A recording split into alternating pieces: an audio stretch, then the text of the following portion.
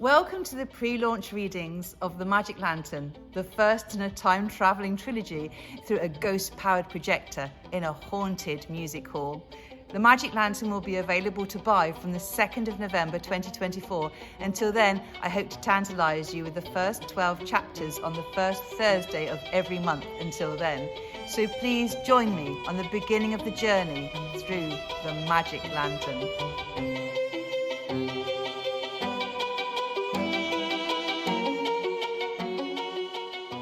The Magic Lantern, Part 1, The Magic Lantern, Chapter 1, Tam.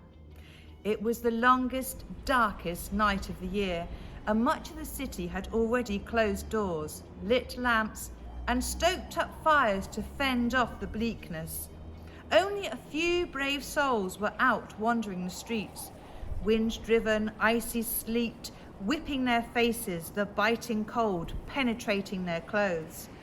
One of these brave souls, battling the elements in his third-hand woolen coat, was 17-year-old Tam Murray.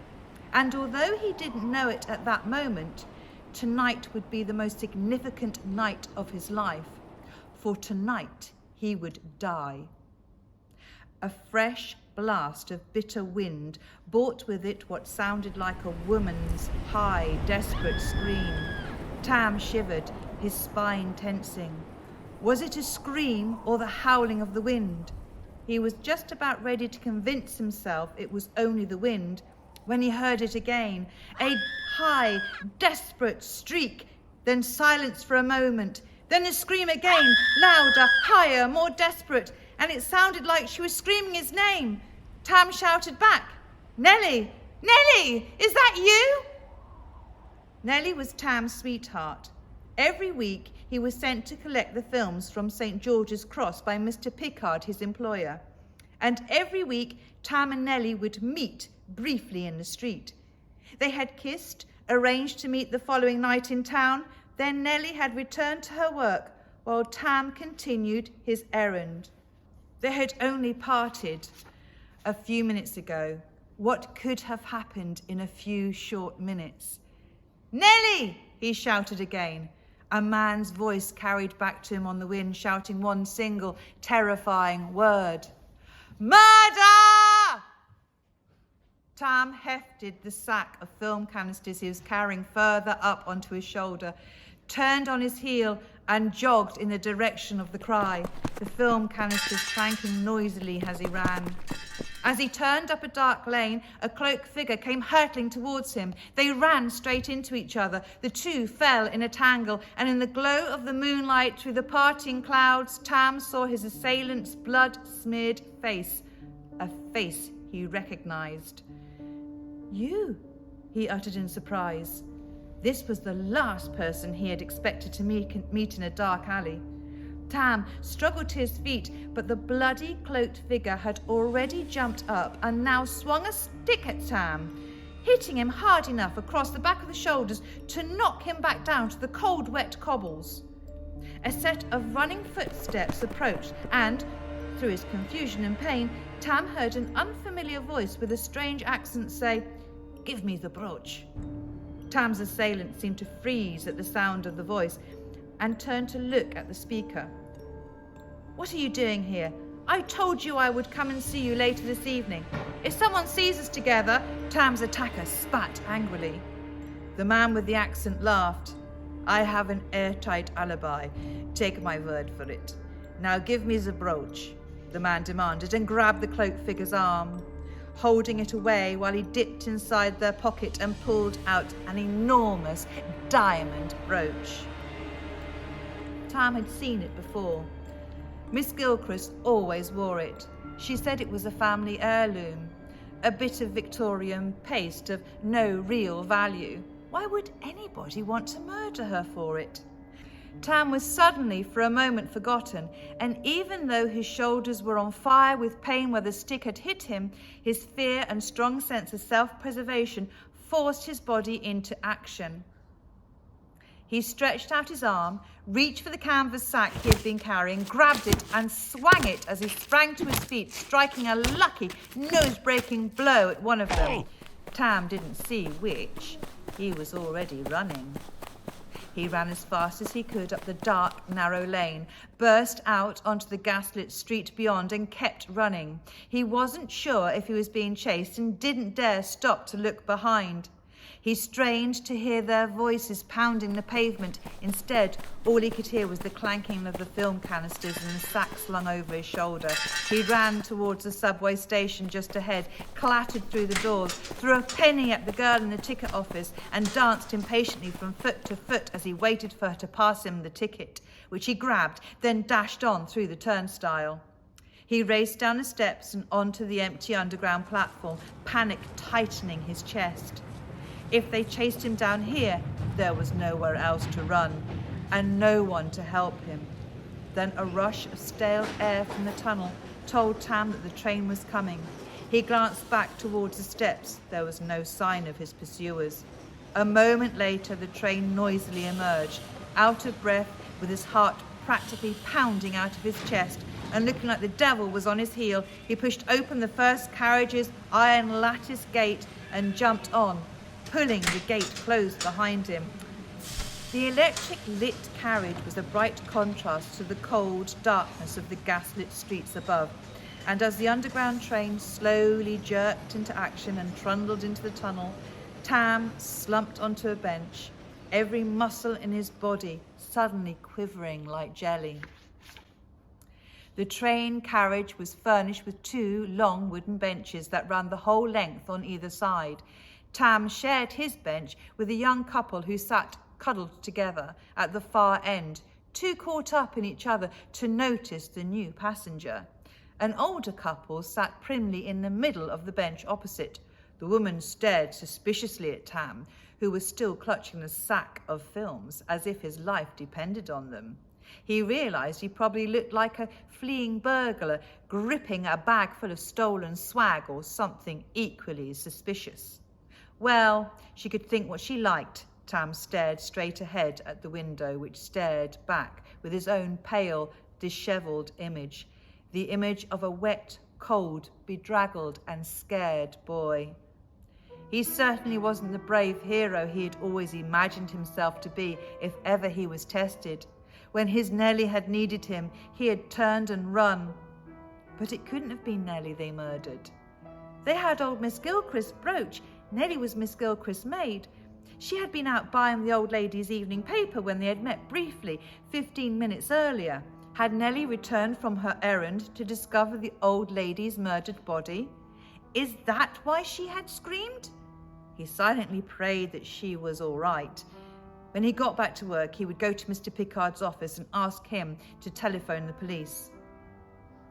Tam worked at the Panopticon, a music hall and funhouse on the Trongate in Glasgow, which boasted everything from variety acts and the latest moving pictures to an attic carnival and a basement zoo.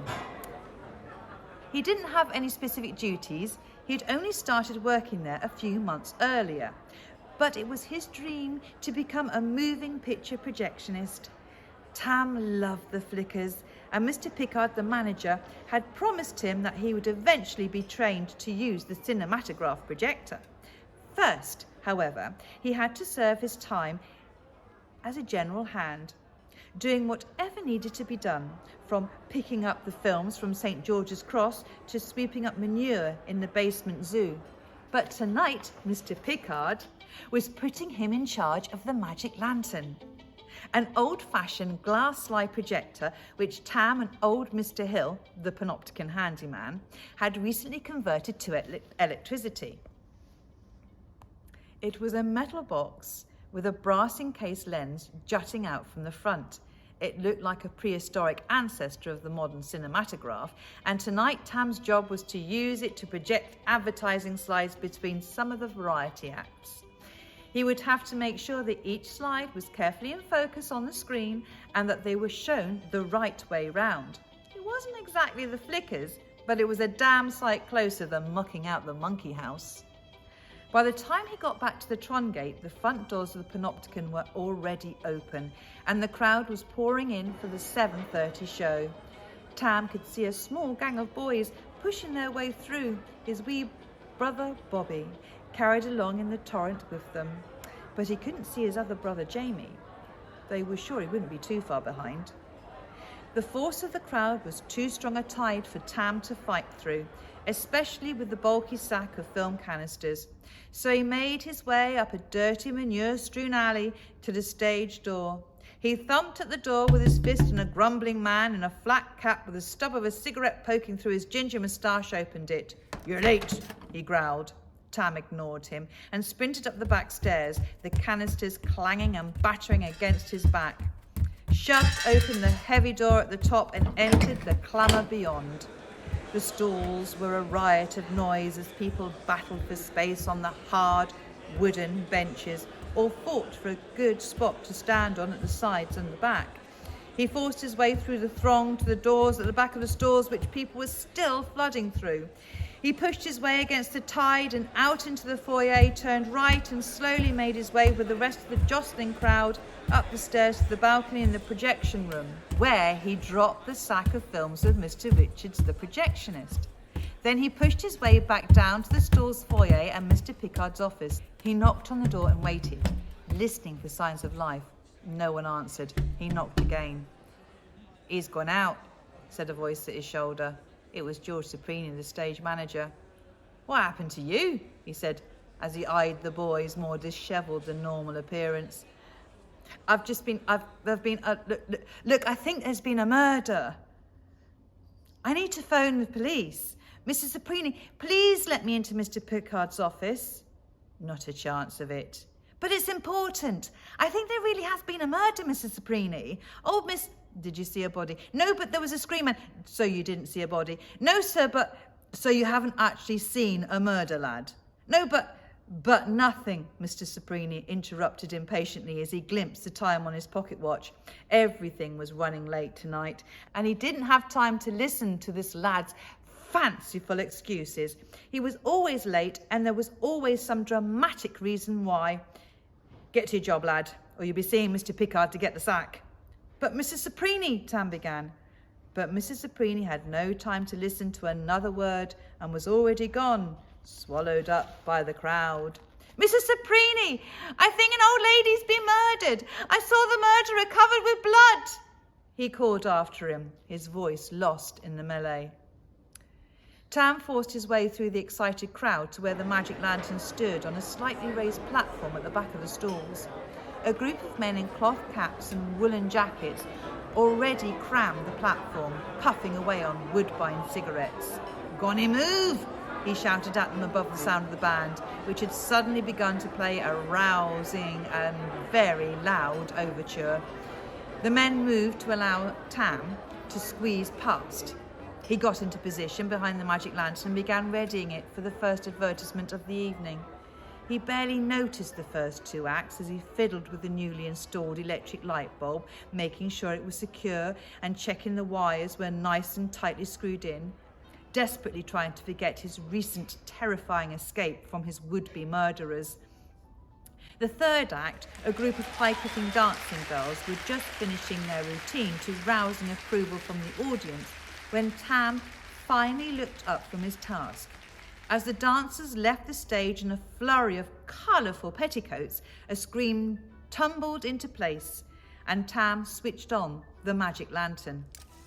The electric bulb flared brightly into life, cutting a brilliant tunnel of light through the thick, tarry darkness of the smoky auditorium. He peered through the smoke at the screen to make sure the image was in focus. An advertisement for the next week's show was clearly visible, but he didn't really see it. No matter how hard he tried to concentrate, his head pulsated painfully, and all he could see was the blood-smeared face, bloody hands, and murderous looks of his attackers. His heart beat fast with the memory as he fumbled in the dimness to change the slide. His palms were sweating, and he nearly dropped the fragile square. "I should go to the police now," he thought. "I should have run straight to them instead of coming back here." He slid the next advertisement into place, a colourful picture of a lady in an apron pointing to a blackboard with the words, "Go early to bed, drink camp when you rise, and you will be healthy, wealthy and wise." After staring at it for a few seconds, he pulled out the advertisement and turned the magic lantern off. As the screen rolled back up and disappeared above the proscenium arch, the next act was introduced, and the audience roared their approval as a funny little chap with rosy nose and cheeks, wearing a ridiculously long kilt and oversized sporran, stepped onto the stage and began a comic routine. Tam scanned the packed, smoky music hall, watching the people laughing and shouting at the comic. Old men bared toothless gums as they cackled. Mothers rocked with laughter, their babies wrapped in woolen shawls. Young men guffawed, and their young ladies giggled. His eyes wandered up to the horseshoe-shaped balcony above that swept around the edges of the music hall, where, through the smoky tendrils that hung like low cloud, he could see a gang of boys leaning over the front. He could see his brother Jamie had joined them. A few short years ago, he had been up in the balcony, enjoying the relative freedom of naughty boyhood. Other things occupied him now, though. His gaze returned to the stage. Then, out of the corner of his eye, he saw them, his attacker, and the man with the accent from the lane. The feeling of panic, which he had been trying to suppress, began to rise again as their faces bobbed among the throng. There was menace in their eyes, and it cut through the dimness to hit Tam square in the chest as panic became pure terror. Surely he was safe here among all these people, he reasoned with himself. But the crowd seemed to part for them. A few moments later, they stepped up onto the little platform at the back of the stalls and flanked him. Nothing was said as Tam looked from one to the other, the fear shining in his eyes. Heckling and laughter filled his ears.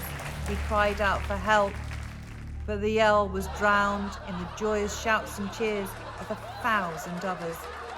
Then he felt a sudden pain in his left side, as if someone had punched him. Tam looked down and saw a sharp blade glint and drip with blood. His blood? It must be.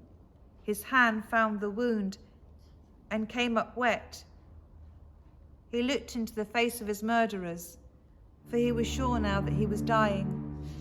They were laughing heartily, as if enjoying a joke with him, the cloaked figure casually wiping Tam's blood off the knife with a delicate handkerchief, initialed with the initials AB.